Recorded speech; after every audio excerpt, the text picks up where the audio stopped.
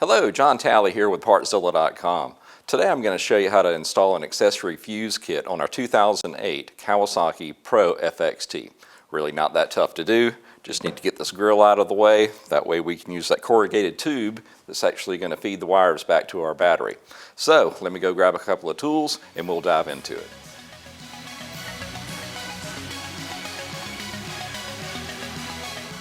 Alright guys, this is going to be a skill level 2, but it's nothing to be afraid of. Let's go over some of the tools that you're going to need to pull this off. Just a flat blade and a Phillips screwdriver on the wrench side, an 8, 10, 12, and 13 millimeter. On the socket side, just need an 8, 10, 12, and a 14 millimeter.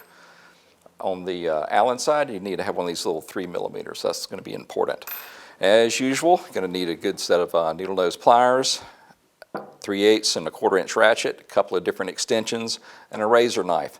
Beyond that, you might want to invest in one of these. This is actually the tool that you use to remove those plastic rivets, which are used everywhere on the modern machines. Beyond that, you're going to need a just regular drill. The 2 drill bits that you'll need to have in your kit are a 1/2 inch and a 15/64.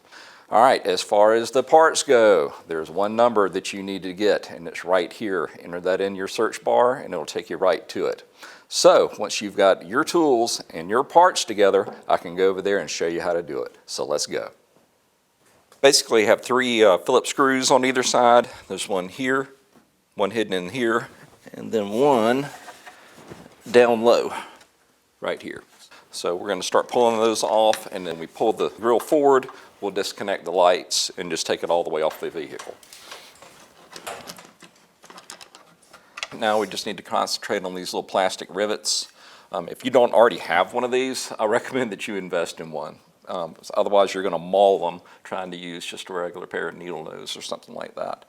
So do yourself a favor, pick up a set of these. All right, like I said, there's 7 on either side. So you're basically 1, 2, 3, 4, 5, 6, and then number 7 down here.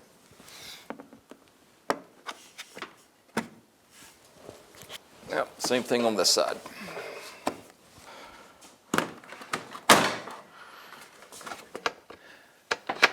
All right, at the back of the light, there's a green plug and it's got a little red tab right here. Push that red tab back, and then the plug will pull off. Now, we should be able to just lift this out. And we'll set it to the side. Let me get this cover out. Alright guys, what we need to do is just access the battery, and basically it's just removing this one cover. There's a clip down at the bottom, or a latch rather. Pull it, and then there's one around the front. It's actually a clasp.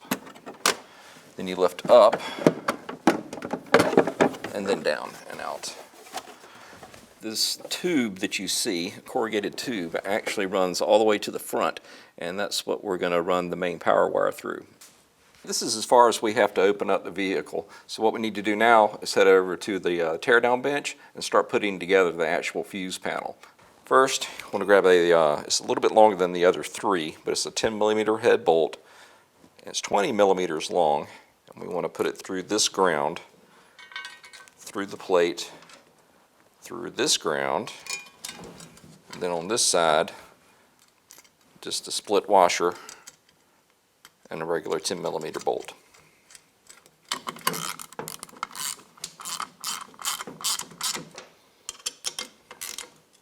When you're done, it's going to look like this. You'll notice they've got this little edge protector. It actually is going to end up right here. All right, let's go ahead and get our relay mounted up. All you're going to need is just 2 more of these 10 millimeter head bolts and these 2 locking nuts.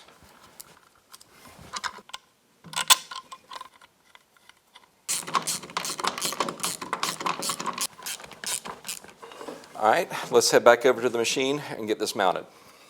All right, let's go ahead and take the negative off the battery. So the bracket's going to go here. This long bolt's going to go up through it, and then there's a hole right here where we actually bolt it to the front section of the unit. So we've got our last bolt here. We want to get on a washer on the inside, and we've got a locking nut that's going to go on the other side.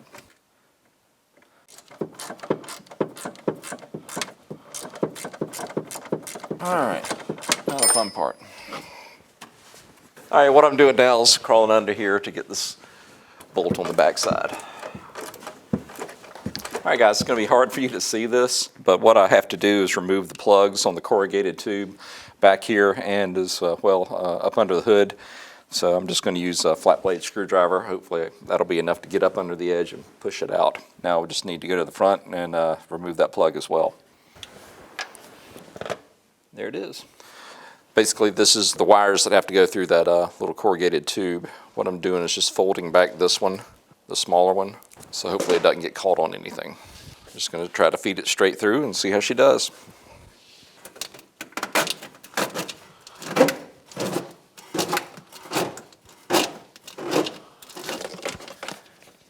So we can untape this. Let's remove that where I got a little bit more area to work with now. All right, we're going to take this section of corrugated tubing and just add it to the cabling that's actually exposed right now to protect it. Let's feed this part of the tubing actually down inside of the part that's attached to the vehicle. Now I'm just going to cut off the excess and then tape off the top. All right, now we're going to tape off where those two pieces of corrugated tubing come together. And if you don't have any electrical tape, you could have used a couple of the zip ties that actually came with the kit. I prefer the look of putting the tape on there. All right, let's start making our connections with the cable that we just ran, which they're calling the main cable. Don't forget to put this back on. That goes to the right side of your relay.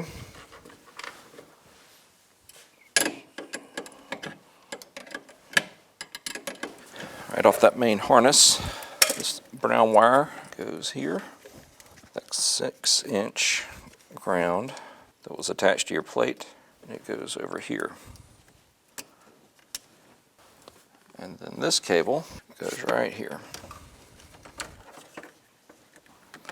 Make it all pretty like the picture.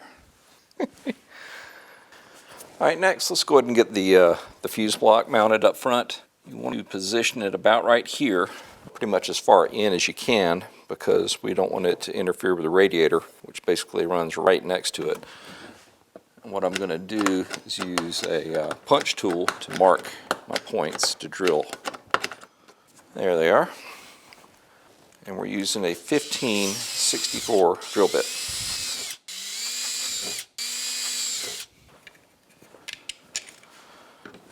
Using these bolts. And these lock nuts on the back side. All right, next, let's go ahead and get our negative post mounted. Once again, stay clear of the radiator.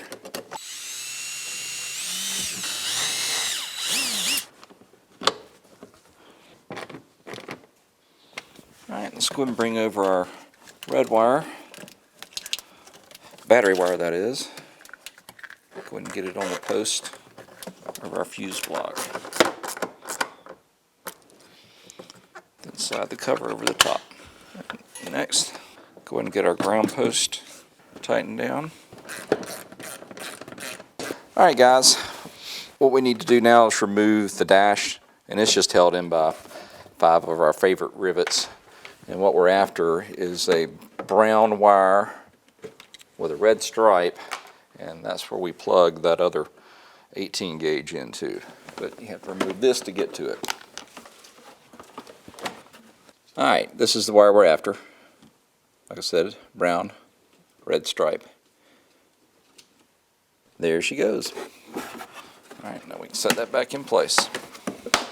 All right, now let's head back up under the front for a second because we need to get this grounded.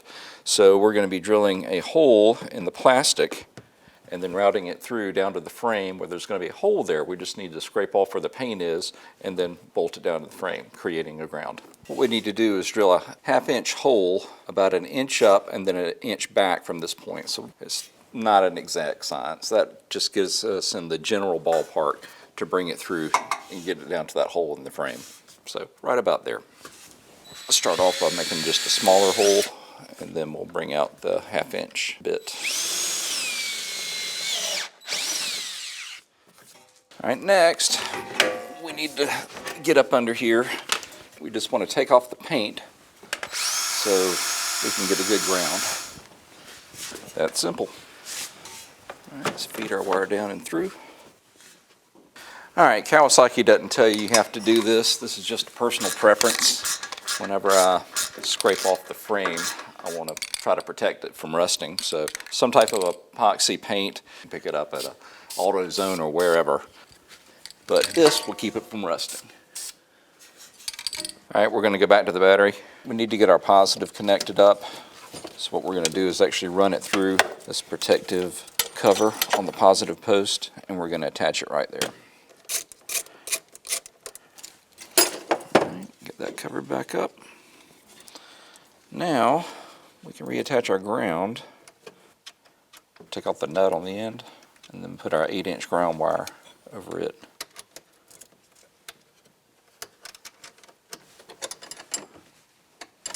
And remember this tie that was holding on the breather, reattach it to the bracket.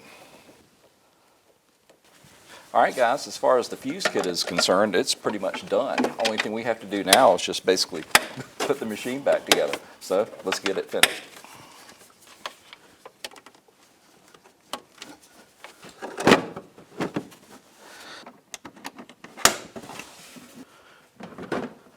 Getting our drill wiggle back in. Now just getting our lights plugged back in. Don't forget to push that little red section back, because that actually locks it in place. Start getting our plastic rivets back on. Remember, there's going to be 7 per side. Now let's get our screws in place. Well, all right guys, that pretty much wraps this one up. Well listen, when are you going to need to install a harness like this? Well basically, if you're going to add anything to your machine, it all starts with the fuse harness kit. Because with it, then you have a rear harness kit and a front harness kit, and it also ties into your, potentially using a winch or any type of lighting, windshield wipers, anything. You have to start off with a fuse accessory kit. Well, listen, if you need any of the parts for your machine, why don't you come see us at Partzilla.com, and we can get you taken care of and walk you through this potential minefield of not having the right parts. And if you have any questions about how I did it, or any questions about your particular machine, if you would, leave them in the section below, and I'll do my best to answer them. We just want to say thanks for watching and shopping with us at Partzilla.com, because all of that makes all of this possible. So thank you, and we'll see you next time.